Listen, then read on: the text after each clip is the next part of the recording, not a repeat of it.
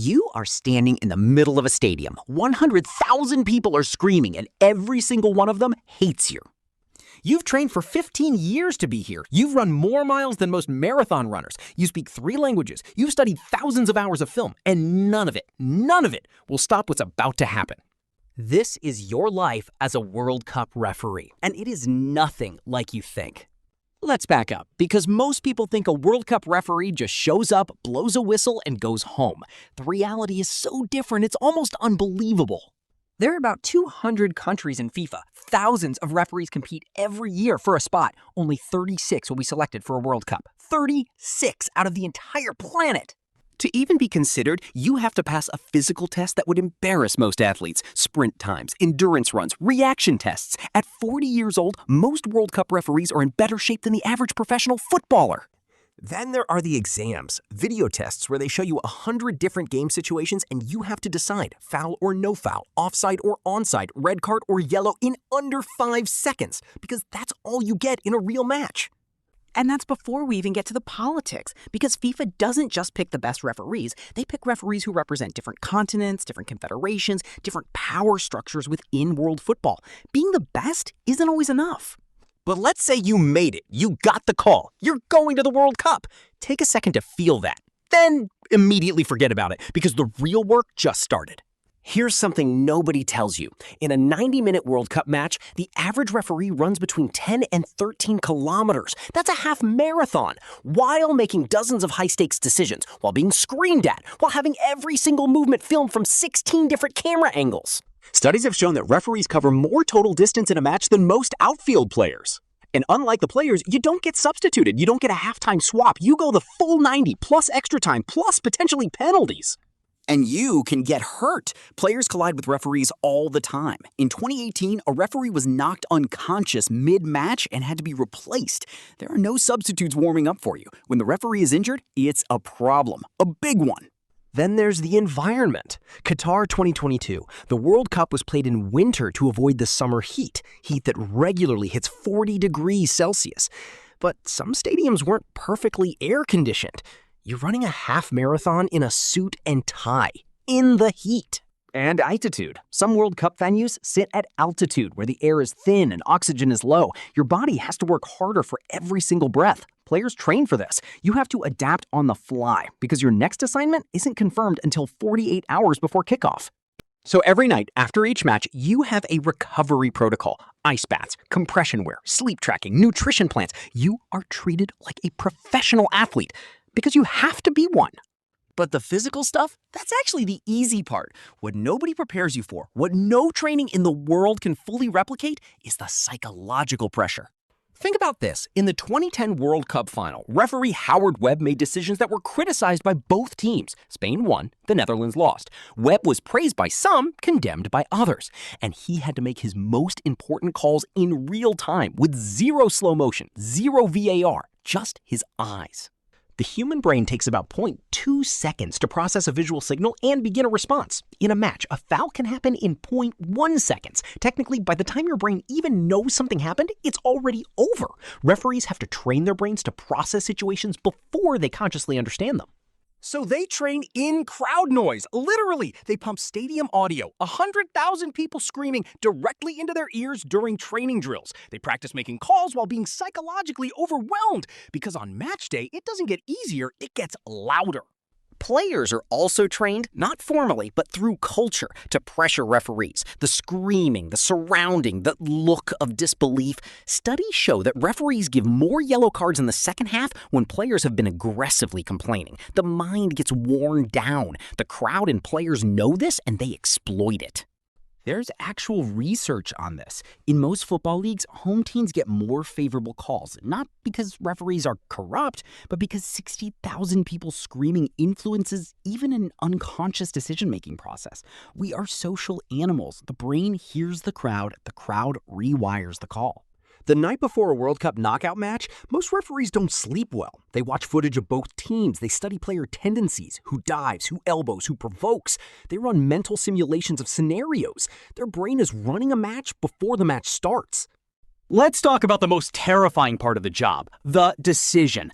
Not a routine foul, not a yellow card for time wasting. We're talking about the decisions that change history, the ones that nations remember forever.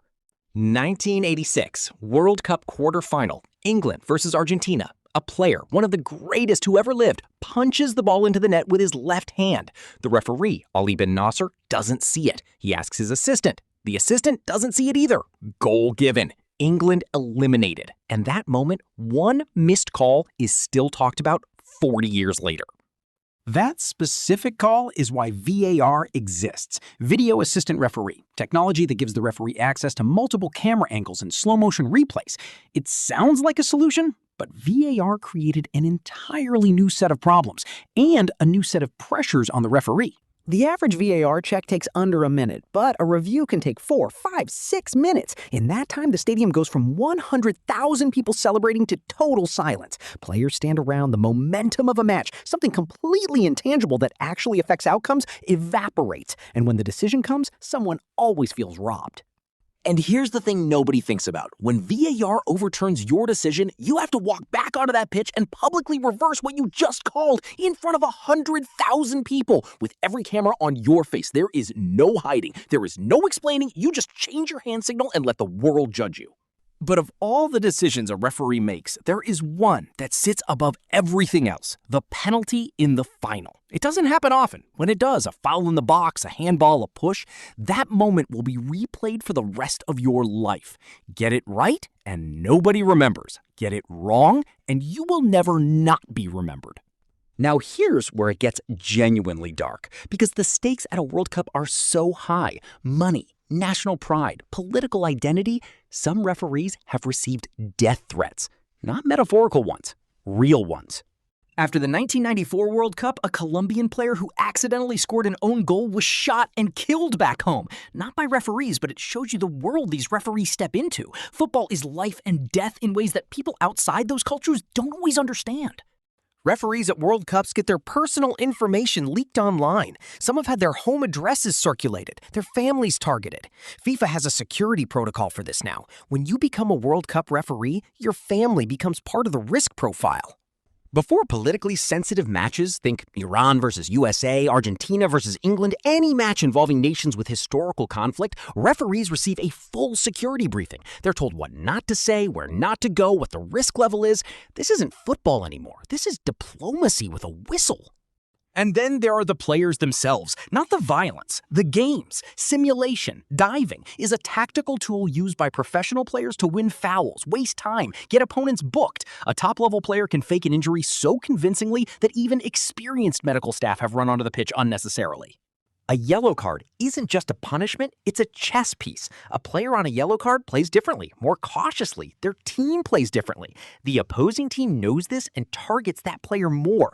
One yellow card can restructure the tactical reality of an entire match. The referee has to understand all of this before giving one. After a World Cup final, the players go to their celebration, or their despair. The managers give interviews, the fans flood out, and the referee? They sit in their changing room, alone, fill out a match report, and fly home, usually within 24 hours, with no medal, no trophy, and a bank transfer that is significantly less than you'd expect. FIFA pays World Cup referees a match fee. It has increased over the years. For 2022, elite referees reportedly received around $70,000 for the tournament. That sounds like a lot, until you realize some players earn that in a single day. Refereeing at the highest level of world football pays a fraction of what you'd think. Because here's what most people don't know. Most World Cup referees are not full-time referees. Many of them have day jobs, police officers, teachers, lawyers, business people. They referee on weekends in domestic leagues and are selected for the World Cup because of their excellence at a part-time pursuit. And the career window is brutally short. FIFA has an age limit. Referees must retire at 45. The average age of selection peaks between 38 and 42. That means your entire window to reach the top of your profession to make a World Cup is maybe 4 to 6 years, and you might only get one shot. During the tournament, referees are in a bubble, away from family, away from their other life. Friendships put on hold. Some miss births, funerals, anniversaries. FIFA gives you a schedule and you follow it. The price of being there is not being somewhere else. Here's what stays with me about all of this. 3 billion people watch the World Cup. It is the single most watched sporting event in human history. And at the absolute center of every match, the one person that every player, every coach, every TV camera, every 100,000 fans is watching is someone most people couldn't name. We spend a lot of time talking about who scored, who made the run, whose curling strike hit the top corner. We don't talk about the person who decided whether that run was legal, whether that tackle was clean, whether that contact deserved a penalty. The referee is the constant, invisible infrastructure that makes the spectacle possible. So when you watch the next match and the crowd boos the referee, when a player gets in their face, when a pundit says they got it wrong, just hold one thought for a second. That person ran a half marathon, made hundreds of decisions in real time, trained for 15 years, got paid less than a player earns in a morning. And they did it anyway. Because the moment that whistle blows, none of that matters. It's just you, the pitch, and 90 minutes of trying to get it right. And the strange thing is, when a referee does their job perfectly, you don't even notice them. That's the goal, to be invisible, to be so good that nobody knows you were ever there.